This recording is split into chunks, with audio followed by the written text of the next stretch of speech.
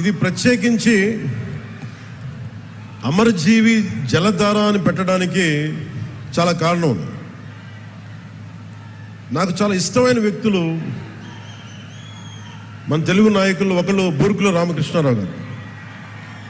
తెలంగాణ ముఖ్యమంత్రిగా పనిచేసి తెలుగు వారందరూ ఏకం కావాలి అని చెప్పి ముఖ్యమంత్రిగా ఉండి తను స్వచ్ఛందంగా పదవి దిగిపోయి, తెలంగాణ ముఖ్యమంత్రిగా పదవి దిగిపోయి ఆంధ్రప్రదేశ్ ఉమ్మడిగా ఏర్పడటానికి విలీనం చేశారు, త్యాగం చేశారు.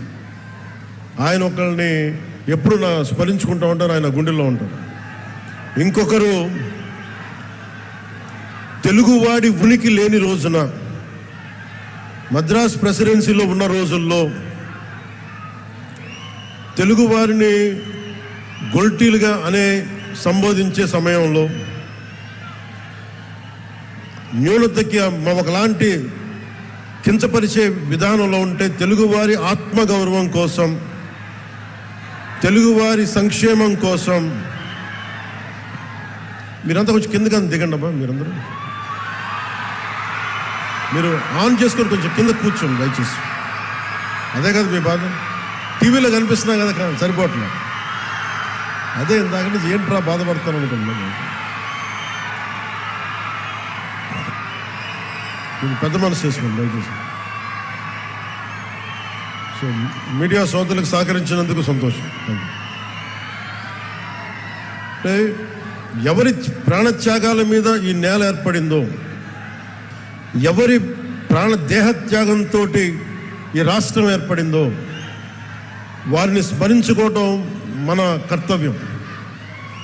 ఎప్పుడు కూడా మనం ఈజీగా తీసుకుంటాం బలిదానాలు, మర్చిపోద్దు ఒక జనరేషన్.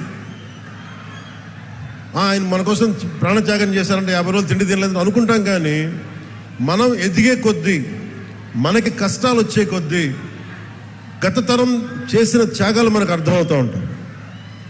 అలాగే నాకు పొట్టి శ్రీరాములు గారు చిన్నప్పటి కంటే కూడా ప్రతి సంవత్సరం వయసు వచ్చే కొద్దీ ఆయన గొప్పతనం అర్థమైంది, ఆయన త్యాగం అర్థమైంది. ఒకసారి నాకు ఎంత బాధ కలిగింది అంటే, పొట్టి శ్రీరాములు గారి జయంతి అంటే దండేద్దామంటే ఎక్కడ లేదు ఆయన విగ్రహం. ఎక్కడో ఒక ఆర్య వైశ్య సత్రం దగ్గర ఉంది, అక్కడికి వెళ్దామన్నారు. అక్కడ పెట్టడం ఏంటని అడిగారు. అంటే అది ఆయన వైశ్య కులానికి చెందినవారు, అందుకని ఆర్య వైశ్య గృహాల్లో ఉంటాయి ఎక్కువ, అక్కడికి వెళ్దాం పదండి అంటే నాకు ఆ రోజు అనిపించింది, ఎవరి ఉనికి మీద ఒక గొప్ప నాయకుడిని ఒక వైశ్య కులానికి పరిమితం చేస్తారా? ఇన్ని వందల కులాలు ఉన్నాయి మన దగ్గర. ఇన్ని వందల కులాల కోసం ఒకడు ప్రాణత్యాగం చేస్తే మనం ఇచ్చిన గౌరవం ఆయనకు ఒక నెల్లూరు జిల్లాకి పరిమితం చేసాం. ఆయన గొప్పతనం నెల్లూరు పొట్టి శ్రీరాములు జిల్లా. రాష్ట్రాన్ని ఇచ్చిన వాడిని పెంచామా తగ్గించాం? ఆంధ్రులకి ఒక రాష్ట్రం కల్పించిన వాడికి మనం ఇచ్చిన గౌరవం నెల్లూరుకి పరిమితం చేసాం అంతే. గౌరవం ఇచ్చావా అంటే ఇచ్చాం.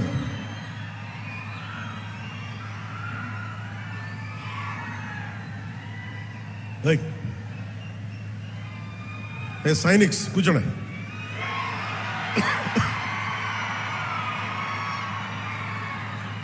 పోలీసు వారికి కూడా నా విన్నపం, వారిని ముందుకు రానివ్వకుండా చూడండి, కానీ దయచేసి వాళ్ళని ఏమనకండి. ఓకే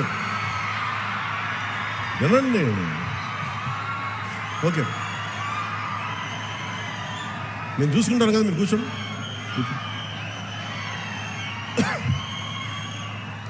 మీరే ఇలా అరిచే మీరు గొంతులు పోగొట్టుకుంటారు తప్ప.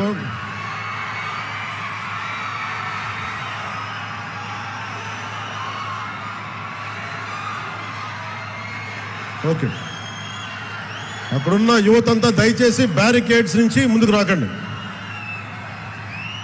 ఇలాంటి పరిస్థితులు ఇలాంటి పరిస్థితుల వల్లే మీకు కూడా చెప్తున్నా, ఇలాంటి పరిస్థితుల వల్లే ప్రధానమంత్రి గారు కూడా రావడానికి ఆలోచిస్తున్నారు నేనున్న సభలకి. ఇది చప్పట్లు కొట్టేది కాదు, ఇది చప్పట్లు కొట్టేది కాదు. ఎందుకంటే ప్రధానమంత్రి గారికి ప్రపంచమంతా శత్రువులు. ఏ మూల నుంచి దాడి చేస్తారో తెలియదు. అలాంటిది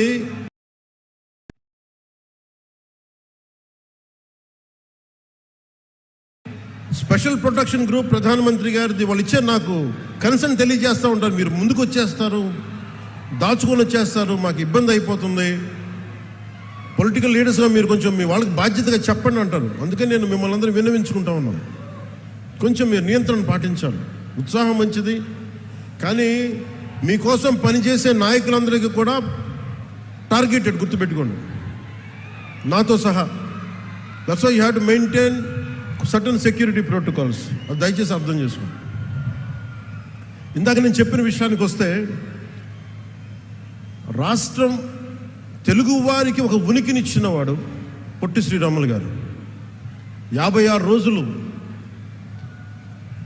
ఉపవాసం చేసి చనిపోతే అందరూ కూర్చోబెట్టి ఆయన్ని, చనిపోతే శవం తీయడానికి కూడా మనుషులు లేరు ఆయన పక్కన, 2-3 తప్ప.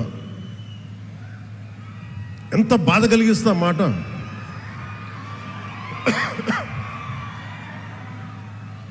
మన ఘంటసాల గారు, కీర్తిశేషులు ఘంటసాల గారు వీళ్ళందరూ కూర్చొని ఆయన్ని తీసుకొచ్చి ఇక్కడ ఖననం చేశారు. అలాంటి వ్యక్తికి ఎప్పుడు నా గుండెల్లో ఉంటారు, మనందరూ గుండెల్లో పెట్టుకోవాల్సిన వ్యక్తి. తెలుగు జాతి, తెలుగు ఆత్మగౌరవం అని మాట్లాడటానికి మూలకారకుడు అమరజీవి పొట్టి శ్రీరాములు గారు. దానిని మనం పెద్దల నుంచి పిన్నల దాకా ఇది గుండెల్లో పెట్టుకోవాలి. ఒక్కొక్క నాయకుడికి కులం అంటగడితే మనం కులాల సమూహంలా ఉంటాం తప్ప భారతీయులకైతే మనం ఎప్పటికీ ఉండలేం. అంబేద్కర్ గారికి కులం అంటగట్టలేం. కొంతమంది ఎక్కువ ప్రేమించవచ్చు, అది వేరే విషయం. అంబేద్కర్ గారు అందరి కోసం ఆలోచించిన వ్యక్తి. మహాత్మా గాంధీ అందరి కోసం ఆలోచించిన వ్యక్తి. ఒక అమరజీవి పొట్టి శ్రీరాములు అందరి కోసం ఆలోచించిన వ్యక్తి. మనం అలా ఆ దృష్టికోణం నుంచి చూడాలి తప్ప వీళ్ళకి కులాలు ఎవరికి ఉండవు, ఎవరికి. అది మీ జనరేషన్. నేను బాధ్యత తీసుకున్నాను.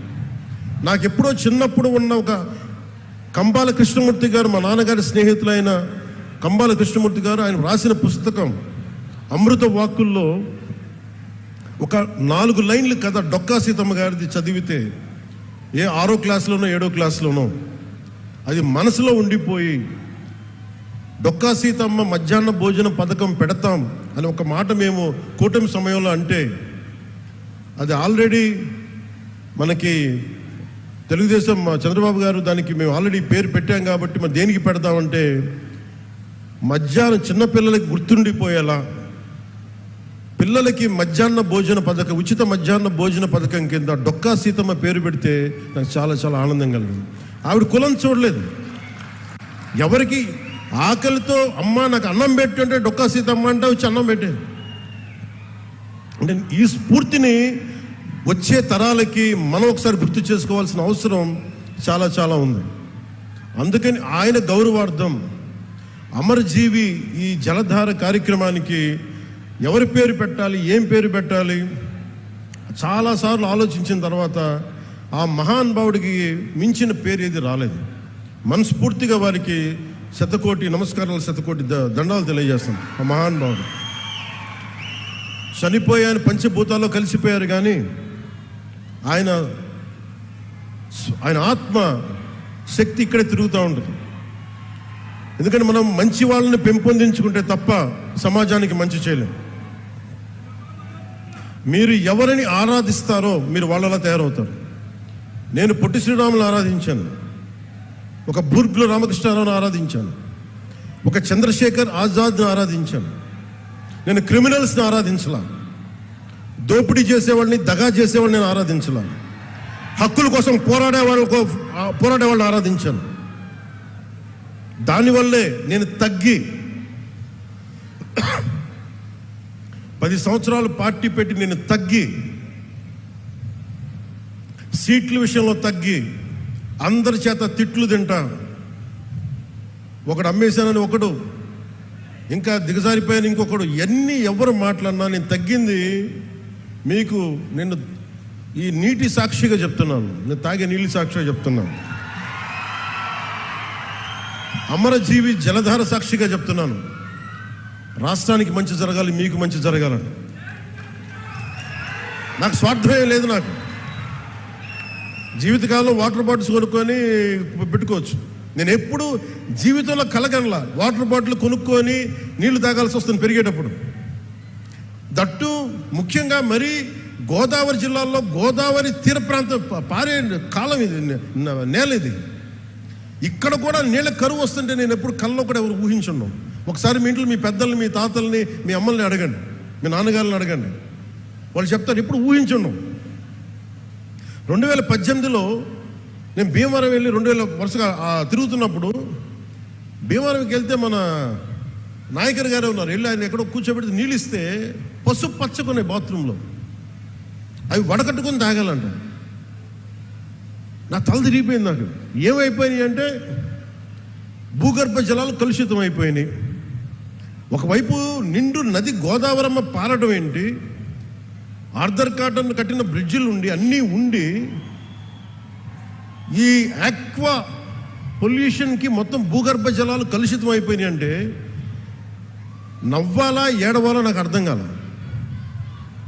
అదే మీరు చూడండి, ఈ రోజున దాదాపు 3,000 కోట్లు 3,500 కోట్ల రూపాయలతోటి, దాదాపు 9,000 కోట్ల రూపాయలతోటి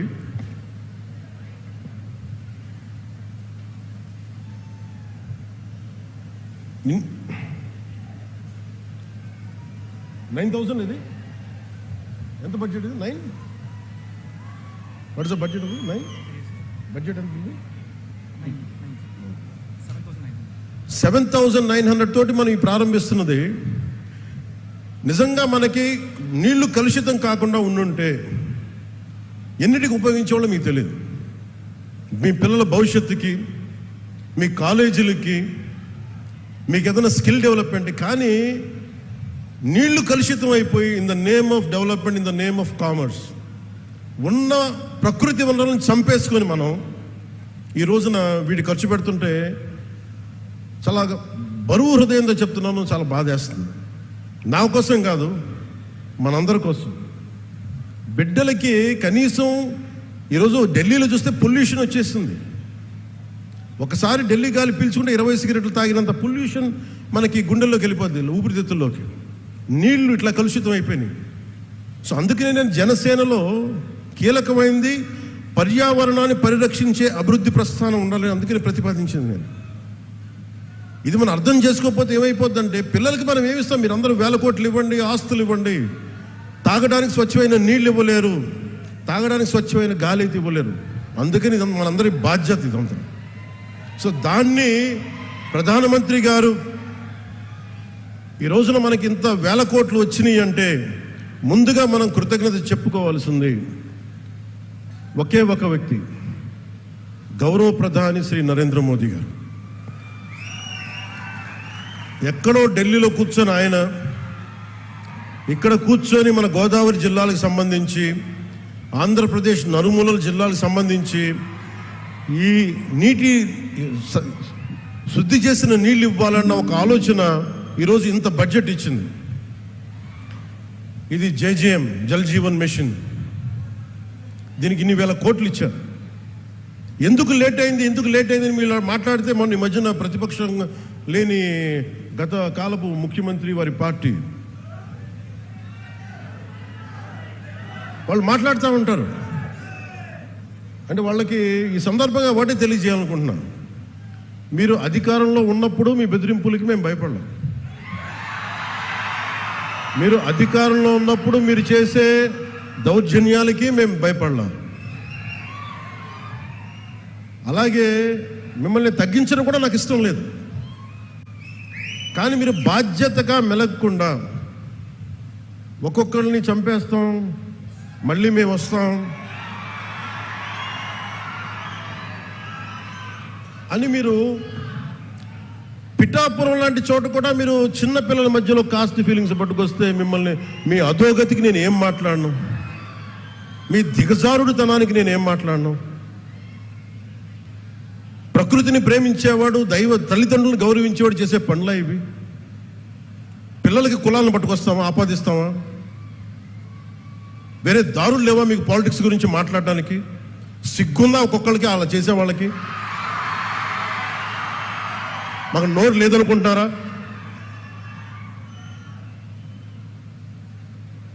కూర్చొని మీరు కాంట్రాక్ట్లు వేస్తే కాంట్రాక్ట్లు వేసిన వాళ్ళందరినీ మేము బెదిరించేస్తాం, జైల్లో పెడతామంటే ఏమనుకుంటున్నారా మీరంతా?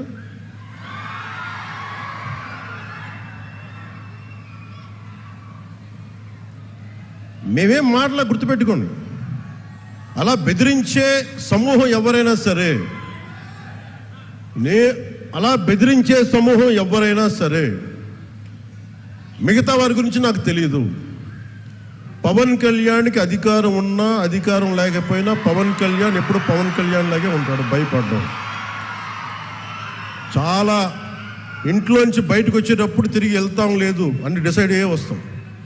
అందువల్ల మీ ఆకు రౌడీలు కానీ, అలాగే చెప్తున్నారు, ఏదైనా మాట్లాడితే అధికారులు కూడా భయపడుతున్నారు. ఎందుకు భయపడుతున్నారంటే చెవుల్లో చెప్తారు, అదే సార్ వాళ్ళ వెనక చాలామంది రౌడీలు ఉంటారండి, కిరాయి హంతకులు ఉంటారంటే, మీకు కరెక్ట్గా యోగి ఆదిత్యనాథ్ లాంటి ట్రీట్మెంట్ కనుక ఒక్కొక్కడికి ఇస్తే, ఒక్కొక్కడికి రౌడీజం అంటే కాలు కీలు తీసి మడత పెట్టి కింద కూర్చోపెడితే, అప్పుడు కరెక్ట్గా చెప్తా, కరుడు గట్టిపోయిన జీవితకాలం ఒకే మన వాళ్ళతో ఏకీభవించవచ్చు, ఏకీభవించకపోవచ్చు. నక్సలైట్స్ తోటి, వామపక్ష తీవ్రవాదులతో మనం ఏకీభవించవచ్చు, ఏకీభవించకపోవచ్చు. అలాంటి బలమైన ఆర్గనైజేషన్నే కకావికలమైపోయిన పరిస్థితుల్లో ఉంటే ప్రభుత్వం తలుచుకుంటే, అలాంటిది ఇన్ని లక్షల మంది పోలీసు ఉండి, ఇన్ని వందల మంది ఐపీఎస్లు ఉండి, 1000-2000 ఉన్న డిఎస్పీలు ఉండి, అలాంటి కిరాయి గ్యాంగుల్ని మెయింటైన్ చేసే వ్యక్తుల మీద 2 రోజులు 48 గంటలు మీ చుట్టుపక్కల ఎవరున్నారు, వాడి పేరేంటి అన్ని కనుక్కొని ఒక పొలిటికల్ నిర్ణయం తీసుకుంటే ఇక మళ్ళీ ఎప్పుడు ఇలాంటి మాటలు రారు. మీరు అక్కడి దాకా తీసుకెళ్ళకండి. మీరు ఇదే చెప్తున్నాను ఇంకొకసారి, సామాజిక మాధ్యమాల్లో కానీ విదేశాల్లో కూర్చొని వాగే వాళ్ళతో సహా ఇక్కడ కూర్చొని భవిష్యత్తులో మేము వస్తాం, వచ్చి మేమేం చేస్తామంటే, వచ్చినప్పుడే మీరేం పీకలేదు, ఏం మాట్లాడతారు? ఇప్పుడు వచ్చినప్పుడే మీరు ఏం పీకలా అంటే ఏమనుకుంటారు? మీరు కూర్చోబెట్టి మీరు బెదిరింపులు చేస్తే భయపడతాం అనుకుంటున్నారా? దానికి మేము ఒక్కడు చిన్నప్పటి నుంచి కూర్చొని అమరజీవిని గుండెల్లో పెట్టుకున్నాడంటే వాడికి ఎంత పిచ్చి ఉంటుంది?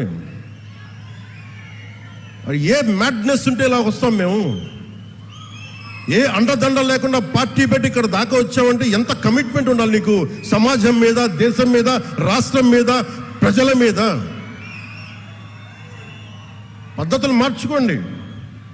ఒక మాట అనాలంటే అలాంటి తప్పేం లేదు. డెమోక్రసీ ఇది, ప్రజాస్వామ్యం. ఖచ్చితంగా అనండి. అనడానికి కొన్ని గీతలు ఉంటాయి. గీతల్ని దాటి మాట్లాడితే మీ చేతికి మళ్ళీ ముద్రలు వేయడానికి ఏముంది? అలా మాట్లాడే వాళ్ళు చెప్తున్నాను ఇప్పుడే, మీ చేతి మీద గీతలు తీసేస్తాం, అంత అరగదీస్తాం, గుర్తుపెట్టుకోండి. మేమన్నా కలెక్టర్స్ ఎస్పీల మీటింగ్లో కూడా నేను ముఖ్యమంత్రి గారి సమక్షంలో తెలియజేశాను, ఈ రాష్ట్రంలో రౌడిజం, బెదిరింపులు, మన ఉత్తరాంధ్రలో కూర్చోబెట్టి కొంతమంది బెదిరించి ఒకటే చెప్పాను, రౌడిజం చేసే వాళ్ళని బెదిరించి వాళ్ళని పంపించి కదా మనం వచ్చింది. మనం అలాంటివి చేస్తే మనకి వాళ్ళకి ఏంటి తేడా? ఇది నేను చెప్పాను, నేను జనసేన మేము ప్రభుత్వంలో భాగం, అవసరమైతే చాలా ఖచ్చితంగా ప్రతి విషయాన్ని, అంశాన్ని తెలియజేస్తాం.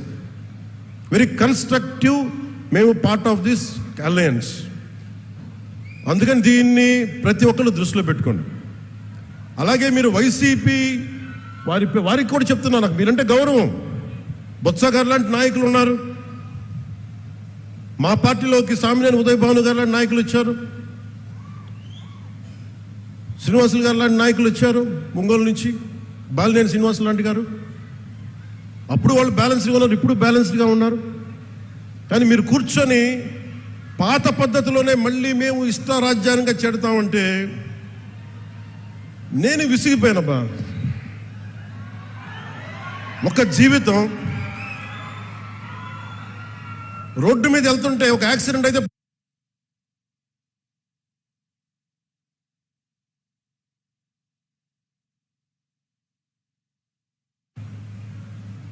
అలాంటిది ఒక ఆశయం కోసం నా ప్రాణం పోతే నాకు ఓకే. కానీ పోయే ముందు చాలా మంది తాట తీసేస్తాను చెప్తాను, గుర్తుపెట్టుకోండి. ఒళ్ళు పై తెలియకుండా, బాధ్యత లేకుండా, అడ్డగోలుగా మేము చేసేస్తాం ఏదైనా, మొత్తం తీసి రోమం తీసి కింద కూర్చోబెడతాం, గుర్తుపెట్టుకోండి. మిమ్మల్ని మీ చేత చప్పట్లు కొట్టించుకోవడానికో అరుపులుగా నేను చెప్పట్లేదు, ఇది వేదంతో చెప్తున్నాను. ఇది వేదనతో, బాధతో. ఒక్కళ్ళు మాట్లాడలా, మనకి రాష్ట్ర విభజనప్పుడు ఒక్క ఎంపీ కూడా మాట్లాడలా. రాష్ట్ర విభజన జరిగితే మాకు వచ్చే నష్టం ఏంటి మాట్లాడలా. జరగకూడదు నేను ఒక్కడెళ్ళి కూర్చొని ఎంపీల్లో మాకు ఈ నష్టం వస్తుంది మాట్లాడడానికి భయం, కొడతారో లేదు వ్యాపారాలు పోతాయేమోనని. అంత దరిద్రపు గొట్టు బతుకులు ఎందుకు మనకి? ధైర్యం లేని సమాజం ఎందుకు? ధైర్యం లేని నాయకులు ఎందుకు?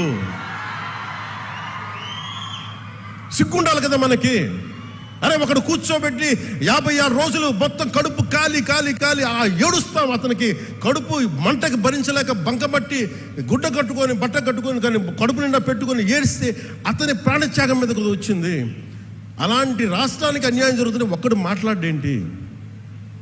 నాయకులు చేసిన తప్పులకి ప్రజలను ఎలా శిక్షిస్తారు? ఆ కోపం ఎవరికి ఉండద్దా? మనలో మనం కొట్టేసుకుందామా కులాల కింద? అమరజీవి జలధార వస్తే ఒక కులానికి వస్తాయి ఆ నీళ్లు. ఈ వేదిక పైన అంతా ఒక కులమా? పనిచేసే వాళ్ళంతా ఒక కులమా? ఏం మాట్లాడతారు ఒక్కొక్కడు? కులాల సమూహంతో కూర్చోబెట్టి కొట్టుకుంటాం. కానీ సమిష్టిగా ఇది ఆంధ్రప్రదేశ్, ఇది భారతం, ఇది భారతదేశం అని లేదే ఎవరికి. నాయకులు కూడా కావాలని అదే కోరుకుంటా ఉన్నా. నేను ట్రాన్స్పరెంట్గానే పట్టుకొచ్చాను. 10,000 మందికి ఏకదాటిచ్చానంటే నా కులపొలం ఇచ్చానా? నేను ముక్కుముఖం తెలియదు నాకు ఒక్కొక్కళ్ళది. నేను ఒకటే చెప్పాను, వెరీ స్ట్రిక్ట్ పాలసీ. నేను 20 మందిని ట్రాన్స్ఫర్ చేయగలను నా పరిధిలో. Very clear cut instruction. ఒక లంచం ఉండకూడదు. వారికి ఇప్పించాం 10,000 మందికి, ఒక 10,000 మంది పైచులకు పైగా అట్ వన్ గో. ఇంతకుముందు అదే దానికి రేట్ కార్డు ఉండేది గత ప్రభుత్వంలో. ఈ కార్డు ఇవ్వాలంటే 30,000, దానికి 5,000, 15,000, పారం 60,000. దానికి ఒక 60 కోట్లు 70 కోట్ల ఆదాయం మళ్ళీ దానికి. అవన్నీ తీసేస్తాను కదా. ఈరోజు రోడ్లు ఎందుకు వేస్తున్నారు? నువ్వు లంచాలు తీసుకొని అధికారుల దగ్గర రోడ్లు ఏమంటే వాళ్ళు ఎందుకు వేస్తారు? అందుకు ఫస్ట్ లంచం అనేది తీసి పక్కన పెట్టాం. మీరు జీతాలు తీసుకున్నారు, మీకు ఏదైనా కష్టం వస్తే నిలబడతాం, మీరు ప్రజల కోసం పనిచేయండి. ఈరోజు ఎందుకు 27 లోపల అవ్వాలి అధికారులకు చాలా స్పష్టంగా ఆదేశిస్తున్నాం. మేము మీకోసం కట్టుబడి ఇది 2 సంవత్సరాల్లో నీటి ప్రాజెక్ట్ పూర్తి అవ్వాలంటే పూర్తి అయ్యే తీరాలి. ఇది నేను పర్సనల్గా నేను కూర్చొని మన ఉభయ గోదావరి జిల్లాలకి మొత్తం ఆంధ్రప్రదేశ్లో ఉన్న ఈ 5 ప్రాజెక్ట్స్కి అయ్యేలాగా నేను పర్సనల్గా బాధ్యత తీసుకుంటాం.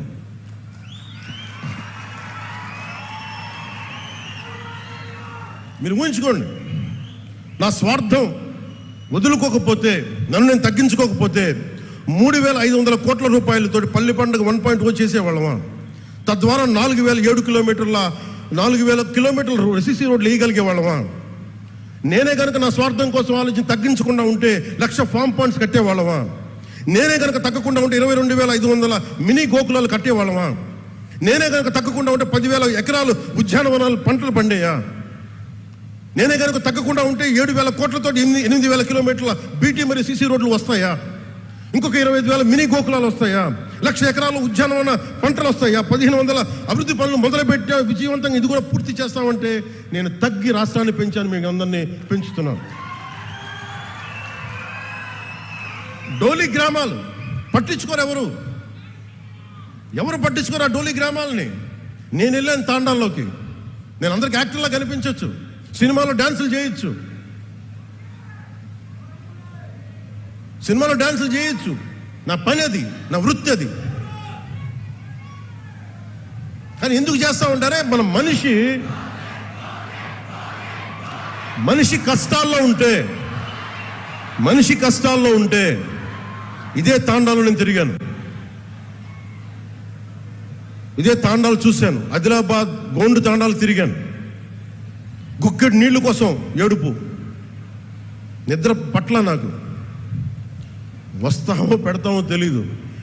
ఆవిడ అడిగింది నాకు నీళ్లు కావాలంటే ఆ నీళ్లు కోసం ఎంత నిద్ర పట్ల. 3 గంటలకు లేచాను, పక్కనే మినరల్ వాటర్ బాటిల్ ఉంది. అప్పుడు ఇప్పుడు టీఆర్ఎస్లో ఉన్న శ్రవణ్ ఉన్నాడు, శ్రవణ్ లేపాను. భయపడ్డాడు శ్రవణ్, ఎవరు వచ్చి ఏమైనా జరిగిందా గొడవ అని. ఏం లేదు, నాకు నిద్ర పట్టలేదు శ్రవణ్, ఏం చేద్దాం వీళ్ళకి. అప్పటికప్పుడు కూర్చోబెట్టి మళ్ళీ తాండాలకి వెళ్ళి వాళ్ళకి ఒక బోరింగ్ వేయించి వాళ్ళకి. ఇది ఎందుకు చెప్తానంటే, మన స్థాయిలో మనం ఎంత చేయగలం అంతే చేద్దాం.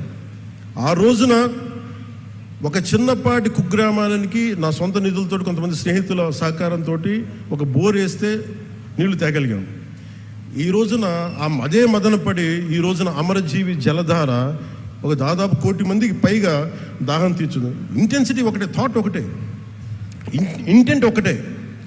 ఆ రోజు ఒక చిన్న గ్రామానికి చేసాం, ఈ రోజు కొన్ని ప్రాంతాలకు చేస్తున్నాం. సో దీన్ని బట్టి మీరు అర్థం చేసుకోండి, మనసు మారలేదు ఎప్పుడు. అలాగే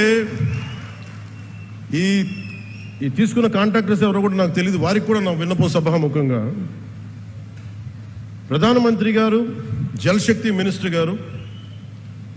జలశక్తి మినిస్టర్ ఆర్ఆర్ పాటిల్ గారి ద్వారా వారు కొన్ని విషయాలు తెలియజేశారు, మీ దృష్టి కూడా తీసుకురావాలి. గతంలో ఏం చేశారు వీళ్ళంటే, జల్ జీవన్ మిషన్ డబ్బులో ఎంత డబ్బు ఉండిందంటే, జల్ జీవన్ మిషన్లో హర్ ఘర్ జల్, ప్రతి ఇంటికి రక్షిత మంచినీరు ఇవ్వాలంటే ఏం చేయాలి? వీళ్ళు ఏం చేస్తారు, మేము అన్నిటికీ 24 లక్షలు ట్యాప్లు ఇచ్చారు. ఎలా ఇచ్చారు? ప్లాస్టిక్ పైపులు ట్యాప్లు కొని వేస్తారు, నీళ్ళు ఇవ్వలేదు వాళ్ళకి. నీళ్ళు ఎక్కడి నుంచి పట్టుకొస్తారు? లేవు. అసలు ఎక్కడ కూడా మేము ఇన్ని వేల కోట్లు ఇస్తామంటే, కేంద్ర ప్రభుత్వం చాలా గొప్పగా ఉంటాయి వాళ్ళ ఆలోచనలు. వాళ్ళు ఏం చెప్పారంటే, ఎక్కడైతే రక్షిత మంచి రిజర్వాయర్ వాటర్ ఉందో దాని నుంచి మీరు లైన్లు తీసుకొని మీరు వీటికి డబ్బులు వీటికి మీరు ఇంటింటికి ఇవ్వండి, కనీసం ఇంటికి 55 లీటర్ల నీళ్ళు ఇవ్వండి, తాగునీరు. ఇది వాళ్ళ ప్రోగ్రామ్. కానీ వాళ్ళు ఏం చేశారంటే, కొన్ని గ్రామాల్లో కొన్ని చోట్ల పైపులే కదా, మేము ఇంటికి ఇంత ఇచ్చేసామని చెప్పి పైపులు ఇచ్చేశారు, నీళ్లు కనెక్షన్ లేవు, అరాకొరగా వదిలేశారు. దాదాపు ఎంత శాతం దుర్వినియోగం అయిపోయిందని మీకు చెప్పలేను, మీకు కడుపు మండిపోతుంది. ఇవన్నీ చూసి ప్రధానమంత్రి గారి దగ్గర నుంచి ఏమొచ్చిందంటే, జలశక్తి మినిస్టర్ నుంచి, మేము ఎందుకు కంటిన్యూ చేయాలి ఇది? మేము ప్రజల కోసం మేము డబ్బు ఇస్తుంటే ఇలాగ అడ్డగోలుగా మీరు నిర్లక్ష్యంగా చేస్తే మేము ఎందుకు ఇవ్వాలి డబ్బులు? వాళ్ళని కన్విన్స్ చేయడానికి పట్టింది. ఇందాక శ్రీనివాస్ వర్మ గారు చెప్తున్నారు, తపన పడుతున్నారంటే, మీరు డబ్బులు ఇస్తే మళ్ళీ మీరేం చేస్తారో, తినేస్తారేమో. వాళ్ళని కన్విన్స్ చేయడానికి నేను చెయ్యని ప్రయత్నం లేదు. గౌరవ ముఖ్యమంత్రి చంద్రబాబు గారు కానీ చేసిన తర్వాత, అడవి తల్లి బాట తర్వాత, లేదు వీళ్ళు జెన్యూన్గానే చేస్తారు, ఎంత నేను పర్సనల్గా తెలిసినప్పటికీ మీ పెర్ఫార్మెన్స్ ఎలా ఉంటుందో అని నమ్మిన తర్వాత ఈ రోజున ఇన్ని వేల కోట్లు వస్తున్నాయంటే, దానికి మీరు నమ్మి గెలిపించారు, మేము నమ్మి మీకోసం పనిచేస్తాం. అదే ఈరోజు కదిలించింది. 1005 కోట్లతోటి 625 గిరిజన గ్రామాలకి 1069 కిలోమీటర్ల శ్రీకారం చుట్టాం. ఇవన్నీ చెప్పిన తర్వాత ఎవరి డ్యూ రికగ్నిషన్ వాళ్ళకి ఇచ్చాం. ప్రధానమంత్రి గారి సహకారం లేకపోతే ఈరోజు మేమేం చేయలేం. అలాగే ఒకవైపు చంద్రబాబు నాయుడు గారి అనుభవం, ముఖ్యంగా ఆయన ఫినాన్షియల్ అండర్స్టాండింగ్, ఆర్థిక దుస్థితిని ఎలా సరిచెయ్యాలి, ఆయనది అపారమైన అనుభవం. ఆ అపారమైన అనుభవం వల్లే ఉన్న తక్కువ వనరుల్ని ఎంత ఇంపాక్ట్ఫుల్గా, ఎంత ఎఫెక్టివ్గా వాడాలి అనేది వారి అనుభవం చాలా చాలా చాలా పనిచేస్తుంది. నేను ఏ ఆశయం కోసమైతే 3 పార్టీలు కలవాలనుకున్నానో దానికి ఈరోజు మన ప్రాజెక్టే నిదర్శనం. ఈరోజు ఈ అమరజీవి జలధార దానికి అదే నిదర్శనం. ఈరోజు మనం ఎక్కడ చూపించలా, మనం ఎక్కడా కూడా నిలబడ్డాం, మనం ఎక్కడ కూర్చోబెట్టి కాంప్లసెంట్ ఐరిష్గా ఎక్కడ చూపించలేదు, మనం ఎక్కడ భయపడం. అలాగే కాంట్రాక్టర్స్ కూడా చెప్తా ఉన్నాను, అధికార యంత్రాంగానికి కూడా మీ సమక్షంలో సూచిస్తున్నాను, రోడ్లు వేసేటప్పుడు కానీ నాణ్యత లోపించిన, అలాగే రేపొద్దున జేజేఎం వర్క్స్లో అమరజీవి జలధార చేసేటప్పుడు నాణ్యత లోపించిన, దీని మీద చాలా స్ట్రిక్ట్ అండ్ స్ట్రింజెంట్ పనిష్మెంట్ ఉంటుంది. ఎంత పెద్ద మనసుతోటి అడగకుండా, నాకు ఎవరో కూడా కాంట్రాక్టర్స్ తెలియదు, నాకు వాట్ ఎవర్ ద ప్రాసెస్ మీరు చేసుకున్న సంబంధం లేదు, కానీ నాకు మటుకు క్వాలిటీ పైప్ లేయింగ్ కావాలి, క్వాలిటీ రోడ్లు కావాలి. ఇది చాలా క్లియర్ కట్ ఇన్స్ట్రక్షన్స్ ఇస్తున్నాను పంచాయతీరాజ్ శాఖ ఉన్నతాధికారులందరికీ. ఎక్కడ కూడా మేము కల్పించుకోం. ప్రజలు ఏదైనా రోడ్లు బాగలేదని మీ దృష్టికి పట్టుకొస్తే పైపులు కానీ దయచేసి దాన్ని కరెక్ట్ చేయండి. అలాగే ఈ రోడ్లు వేసే పరిస్థితుల్లో మీరు 27కి మనం ఇవన్నీ చేస్తూ ఉన్నాం, గోల్ కోసం చేస్తున్నాం. దీంట్లో మీరు కొంత సహకారం ఇవ్వాలి, ఎందుకంటే ఈ పైపులు చాలా గ్రామాల నుంచి రావాలి కాబట్టి కొంత అసౌకర్యం ఉంటుంది. దానికి కూడా నేను అధికారులు మీకు తక్కువ అసౌకర్యం కలిగేలాగే పనులు చేయమంటాను వెంటనే. అందుకని మీరు మీ చిన్నపాటి రోడ్లు ఏదైనా ఇబ్బంది ఉంటే ఈ ఎక్స్కవేషన్ వల్ల, ఈ పైపుల కోసం భూమి తవ్వకాల వల్ల కొంచెం ఇబ్బంది ఉంటే మనస్ఫూర్తిగా, ఇది మన భవిష్యత్తు కోసం చేస్తున్న కార్యక్రమం కాబట్టి మీ అందరూ మనస్ఫూర్తిగా మమ్మల్ని సహకరించామని మనస్ఫూర్తిగా కోరుకుంటున్నాను.